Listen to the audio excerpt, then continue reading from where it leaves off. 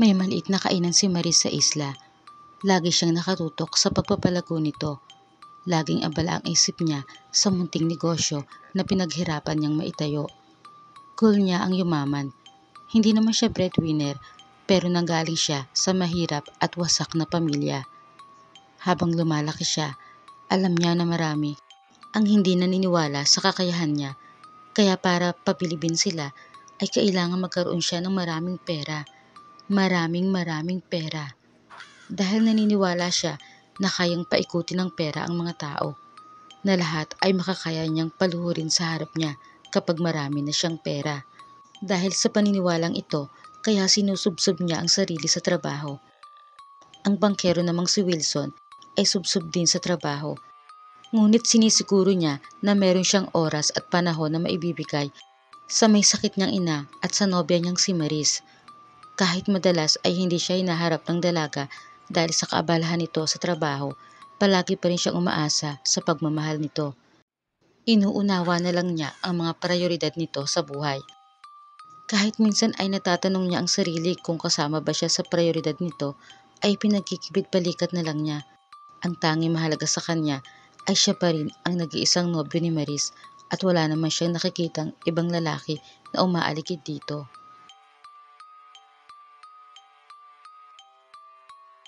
Hanggang isang gabi ay mangyari ang hindi inaasahang lagim sa Isla Verde. Kasabay ng pagguhit ng matatalim na kidlat at nakakagulat na malalakas na kulog, ang lupa sa lumang sementeryo ng isla ay nagbitak-bitak. Ang nananahimik na mga bangkay ay nagsidilat at nagkaroon ng kakayahan na bumangon mula sa kani-kanilang hukay. Tila mga gutom sa laman ng tao at uhaw sa dugo na nagunahan sa paglabas sa sementeryo upang maghanap ng kanilang mabibiktima. Ang mga kilos nila ay maliliksi, mabibilis at nakakataranta. Samantala, si Wilson ay katatapos lang painumin ng gamot ang kanyang ina. Kinumutan niya ito, hinagkan sa noo at sinabihang magpahinga na muna. Bukas ay ipapasyal niya ito sa tabing dagat para makalanghap ng sariwang hangin at muling mamasdan ang ganda ng kanilang paligid. Tumango-tango si Aling Wilma. Hinaplos ang pisngi ng anak. Tulad ng lagi niyang sinasabi rito, mag-ingat sa lahat ng oras at maging masaya. Tapos ay isinara na ng binata ang silid ng ina at siya naman ay nahiga na rin sa papag na nasa salas nila. Nang bigla siyang mapabalikwas ng bangon, narinig kasi niya ang tila malalakas na yabag ng mga taong nagtatakbuhan. Sumilip siya sa bintana. Nanlaki ang mga mata niya nang makita ang tila mga buhay na bangkay na kumikitil sa buhay ng bawat taong makasalubong ng mga ito sa labas. Kahindik-hindik at hindi mapaniwalaan ni Wilson ang nakita ng mga mata. Napaantanda siya, nataranta sa dapat niyang gawin. Siniguradong nakakandado ang pinto nila. Binalikan ng ina sa silid at tiniyak din na nakasarang mabuti ang bintana nito. Napadilat si Aling Wilma. Tinanong ang anak kung ano ang nangyayari. Hindi agad makasagot ang binata, ngunit hindi niya matiis na hindi sabihin sa ina ang kanyang nakita. Bigla rin niyang naalala si Maris. Batid niya na sa ganitong oras ay nasa loob pa ito ng restaurant, nag-inventory kasama ang dalawang babae at isang lalaki na tauhan nito sa kainan. May mga pagkakataon pang nagpapaiwan doon mag-isa ang dalaga at doon na natutulog. Hinawakan ni Aling Wilma ang kamay ng anak at sinabing iligtas nito ang nobya kung magkakaroon ito ng pagkakataon. Hindi makasagot ang binata dahil ayaw din naman niyang iwan ang ina sa ganoong sitwasyon. Ngunit sinabi ng kanyang ina na kailangan niyang unahin ang tao na nakapagpapasaya sa kanyang puso dahil siya bilang kanyang ina ay matanda na at sakitin pa, hindi na magtatagal sa mundo. Ipinaunawa rin sa kanya nito na ang pag-ibig ang magsisilbi niyang lakas sa hindi inaasahang malagim na senaryo na dumating ngayon sa kanilang isla. Ilang minuto pa lang ang nakakaraan ay dinig na nila ang nakapangingilabot na hiyawan ng mga biktima ng mga buhay na bangkay sa labas. Sa tingin niya, ang iba ay nakapasok na sa mga bahay-bahay. Hinarang niya ang ilang piraso nilang upuan at mesa sa pintuan. Ang aparador ay inusod sa gawin ng bintana upang matakpan din ito. Sa mahinang boses ay sinabi ni Aling Wilma na gamitin ni Wilson ang itak ng yumaon niyang ama upang maipanlaban sakaling atakihin sila ng buhay na bangkay. Agad namang kinuha ng binata ang itak na nakasuksok sa dingding nila. Maya-maya pa ay nanahimik ang paligid. Marahang sumilip si Wilson sa konting awang ng bintana. Ang nakita niya ay ang mga nagkalat na bangkay ng mga nabiktima. Muli ay nanlaki ang mga mata niya nang matuon ang pansin niya sa isang biktima. Nangingisay ito habang unti-unting bumabangon at sa isang iglap ay naging tulad na rin ito ng nambiktima sa kanya. Naging isa na ring buhay na bangkay. Umalis si Wilson sa pagkakasilip. Naisip niya kung ganon ang lahat ng biktima ay posibleng maging halimaw at lahat sila sa isla ay posibleng maging tulad ng mga ito. Samantala, naka-earpod si Maris kaya't hindi niya naririnig ang pagkakagulo mula sa labas ng kainan. Abala siya sa pagbibilang ng kanilang kinita. Yung dalawang babae na tauhan niya na palabas na sana ng kainan para umuwi ay mabilis na inatake ng buhay na bangkay. Naulinigan niya ang sigaw ng mga ito, ngunit paglingon niya sa bandang pintuan ay wala naman siyang nakita. Kaya't naisip niya na baka guni-guni lang niya ang narinig. Yung tauhan naman niyang lalaki na galing sa CR ay magpapaalam na rin sana sa kanya para makauwi na. Subalit bigla rin itong inatake ng buhay na bangkay mula sa nakabukas na pinto ng kainan. Nakatalikod si Maris at pagharap niya ay napasigaw na lang siya nang bumalandra sa harapan niya ang wala ng buhay na katawan ng kanyang tauhan. Mabilis siyang nagtatakbo palayo sa buhay na bangkay. Nakipagpatintero siya rito sa gitna ng ilang mesa at mga upuan sa kainan. Hindi na niya inalintana ang mga perang nangahulog at kumalat na sa sahig. Nang magkaroon ng pagkakataon na makalapit sa hagdan patungo sa bubungan ng kainan ay nagmamadali na siyang kumilos at umakyat doon. Dahil tahimik na ang paligid, nagpasya si Wilson na pansamantalang iwanan ang ina. Nagpaalam siya ng maayos dito at nangakong babalik agad.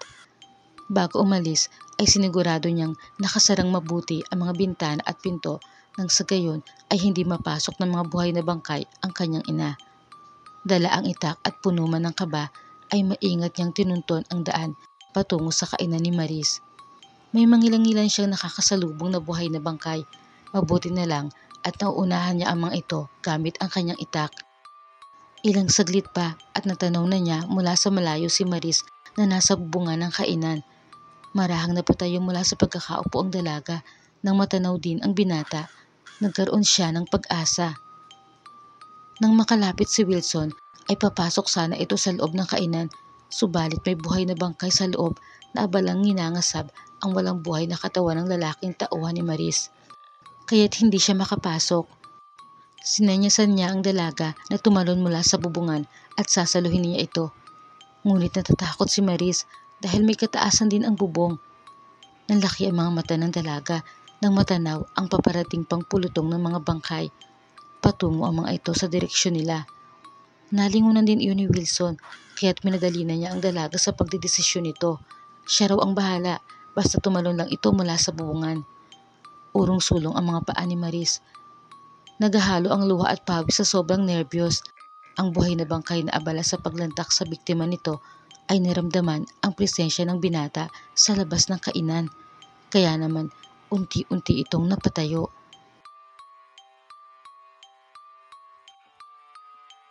Ang mga buhay na bangkay na papasugod sa kanila ay nag-uunahan ang mga paa sa pagtakbo. Kaya naman si Wilson ay pinilit na ang nobya na tumalon. Nataranta na si Maris, bigla na siyang tumalon. Nasalo naman siya ng binata, ngunit pareho silang bumagsak sa lupa, sabay na bitawan ni Wilson ang hawak na itak. Ang buhay na bangkay mula sa loob ng kainan ay aatake sana sa likuran ni Maris. Naging maagap si Wilson. Inikot niya ang nobya at tinaganan, kaya't siya ang nakagat nito sa likod. Nang hilakbot ang dalaga, nagawa niyang damputin ang itak ni Wilson at buong lakas na tinagpas ang ulo ng buhay na bangkay na kumagat sa nobyo. Matapos iyon ay nagmamadali na silang tumayo at tumakbo palayo sa pulutong pa ng mga buhay na bangkay na malapit na rin ang distansya sa kanila. Nagpatuloy sila sa pagtakbo hanggang sa makarating sila sa sementeryo. Wala na silang mapagpipilian kundi pumasok sa loob. dahil saan mang panig sila tumingin ay nagkalat na ang mga buhay na bangkay. Sa likod ng isang malaking puntod ay pansamantala silang namahinga sa pagtakbo. Pareho nilang hindi alam kung paano nagsimula ang lahat ng iyon, kaya hindi nila masagot ang tanong ng isa't isa. Labis din ang pangamba ni Maris sa natamong kagat ni Wilson, lalo pat sinabi ni Wilson sa nobya ang nakita niya nangyari sa kapitbahay nilang biktima ng buhay na bangkay. Naging tulad din daw ito ng mga iyon at malamang ay ganun din ang mangyari sa kanya. Naiyak na lang si Maris, yumakap siya sa nobyo at sinabi rito na pinagsisisihan niya ang mga oras na sinayang niya. Masyado siyang naging abala sa kanyang negosyo at hindi niya naibigay kay Wilson ang mga panahon na dapat ay inilaan niya rito. Mahal niya ito ng totoo, subalit mas pinili niya na maglaan ng mas maraming oras sa pagpapalago ng kanyang kabuhayan. Paano na raw kung maging tulad ito ng mga buhay na bangkay? Paano na niya maipadadama rito ang pagmamahal niya? Sinisi ni Maris ang sarili dahil sa kanya, kaya't napahamak ang nobyo. Hinawakan ni Wilson ang kamay ng dalaga at sinabi, wala itong dapat pagsisihan dahil ang pag-ibig na ibinigay nito sa kanya mula nang tinanggap siya nito bilang nobyo ay sapat na para sa kanya, sapat nang malaman niya na siya ang lalaking napili nitong ibigin. Kaya't kung dumating na ang wakas ng buhay niya, ay babaunin niya sa kabilang buhay ang pag-ibig nito. Tulad ng laging sinasabi ng kanyang nanay Wilma, sinabi rin niya sa dalaga na mag-ingat ito at maging masaya. Isinandal ni Maris ang ulo niya sa balikat ni Wilson habang nakasalampak sila ng upo sa malupang lapag ng sementeryo at nakasandal sa nicho. Hinawakan naman ni Wilson ng mahigpit ang kamay ng nobya. Dinala niya iyon sa kanyang mga labi at masuyong hinagkan.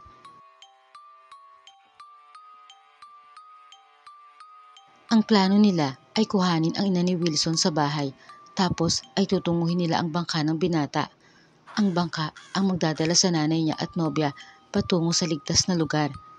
Urong-sulong man ay narating pa rin ng dalawa ang harap ng bahay nila Wilson. Ngunit gano'n na lang ang panlulumo nila nang makitang napasok na ng mga buhay na bangkay ang loob ng bahay. Napaluhod ang binata at napaiyak. Dadamayan sana siya ni Maris, ngunit nakita ng dalaga na ang mga buhay na bangkay na nakapalibot sa bahay ay naramdaman na ang kanilang presensya. Mabilis na nagsikilos ang mga ito patakbo sa direksyon nila, kaya naman dali-dali niyang pinatayo si Wilson at saka sila tumakbo ng magkahawak kamay palayo roon. Nang medyo makalayo na sila ay napahinto sa pagtakbo si Wilson dahil naramdaman niya ang pagkirot ng sugat niya sa likod na dulot ng kagat sa kanya. Napangiwi siya sa sakit at napatungo. Labis na nag-alala si Maris at sinabihan ang nobyo na paglabanan iyon. Pilit namang inayos ni Wilson ang sarili. Tumayo siya ng tuwid, huminga ng malalim at saka muling hinawakan ang kamay ng dalaga para ipagpatuloy nila ang pagtakbo. Ilang saglit pa at narating nila ang tabing dagat kung saan naroon ang bangka ni Wilson. Mabilis ang kilos na inihanda niya ang bangka, tapos ay binili ng si Maris na gawin ang makakaya upang makarating sa ligtas na lugar. Pinaalala niya rito ang laging bilin ng kanyang ina na mag-ingat at maging masaya. Isipin na lang daw ng dalaga na ang kanilang pagkakalayo ay pansamantala lang, hindi magtatagal at muli silang makikita at magkakasama sa isang paraiso. Wala namang masabi si Maris, hindi mabigkas na kanyang labi ang bigat ng damdaming bumabalot sa kanya sa mga sandaling iyon. Hinagkan niya si Wilson. Sa pamamagitan niyon ay pinadama niya rito ang wagas niyang pagmamahal. Isang mahigpit na yakap ang iginawad nila sa isa't isa. Muli ay narinig nila ang maingay na ungulan ng mga buhay na bangkay at ang yabag ng mga ito na papalapit na sa kinatatayuan nila. Kaya naman minadali na ni Wilson si Maris. Nag-alinlangan si Maris na iwan ang nobyo. Gusto niyang samahan na lang ito hanggang sa kamatayan. Ngunit pinagtabuyan siya nito. Pinasakay na siya nito sa bangka. Nagmamadali ng itinulak ng binata ang bangka at pinagsagwan ang dalaga para agad na itong makalayo. Habang papalapit ang mga buhay na bangkay, ay papalayo naman sila sa isa't isa. Luhaan si Maris, Labag sa kalooban niya ang iwanan si Wilson sa senaryong iyon. Tila ba dinudurog ang puso niya. Si Wilson naman ay pilit nagpapakatatag habang inihahatid ng tanaw ang nobya na sakay ng papalayong bangka. Hinihintay na lang din niya na maabutan siya ng mga paparating na buhay na bangkay. Ipinagpasa Diyos na niya ang kanyang kapalaran. Napahinto sa pagsagwan si Maris at napapikit na lang nang makita niyang narating na ng mga buhay na bangkay ang kinatatayuan ni Wilson. Sa kabilang isla, kung saan ang iba pang nakaligtas ay nagtipon-tipon, nasa isang sulok lang si Maris, tulala at hindi maalis sa isip ang mga nangyari sa isla nila. Sa isang iglap ay nawala ang lahat, ang kanyang negosyo at ang pinakamamahal niyang nobyo. Noon niya napagtanto na hindi niya nagamit ng tama ang lumipas na mga oras at panahon. Kung maibabalik lang sana niya ang bawat pagkakataon, ay mas pipiliin niya na ilaan iyon kay Wilson. Muli siyang napayuko at napaiyak sa isiping iyon. Sa pagsikat ng araw, nagising si Maris mula sa pagkakahiga sa bangka. Dinig niya ang usap-usapan ng ibang mga nakaligtas na nasa pangpang. Ang pinagmulan daw ng pagbangon ng mga bangkay ay isang sumpa ng anak ng mangkukulam na pinatay ng mga taga-isla. May nagsabi rin na dahil sa isang kemikal mula sa isang kumpanya sa bayan na itinapon sa lumang sementeryo ng isla. Ang mga nag-uusap ay napahinto at napatingin sa isa pang bangka na paparating. Sakay nito ang ilang pang mga tao. Napatingin din doon si Maris. Napatayo ang dalaga, nakisiksik sa nagkakagulong mga tao. Patakbo siyang lumapit sa bangka para salubungin si Wilson. Nagyakap agad sila nang magkalapit. Nagtataka siya kung paano ito nakaligtas. Hindi rin maipaliwanag ni Wilson. Bagamat ininda niya ang sakit na kagat sa kanyang likod, ay nagtaka rin siya nang hindi siya galawin ng mga buhay na bangkay. Inamoy-amoy lang daw siya at tapos ay isa-isa nang nag-alisan ang mga ito. At hindi rin siya naging tulad nila. Hinintay niyang mangyari iyon sa loob ng magdamag tulad ng nangyari sa iba na minuto lang ay nag-transform na. Subalit hindi ito nangyari. Ang mga lumipas na oras ay ginamit niya para isa-isang lipulin ang mga buhay na bangkay gamit ang kanyang itak. Pero malaki ang isla nila, kaya hindi siya nakatitiyak kung nagabi na niyang lahat. Babalik pa siya roon para tapusin ang kanyang misyon. Kapag malinis na ang isla, ay saka lamang ulit sila makakabalik doon, kasama ang iba pa. Sa ngayon, ay magpapahinga muna siya at muling tutunguhin ang isla para maghanap pa ng ibang maililigtas at unti-unti na rin ang pagpapabagsak sa mga natitira pang buhay na bangkay doon. Labis ang tuwang naramdaman ni Maris. Nagpasalamat siya sa Diyos sa muling pagkakataon na ibinigay sa kanya, sa kanila ni Wilson.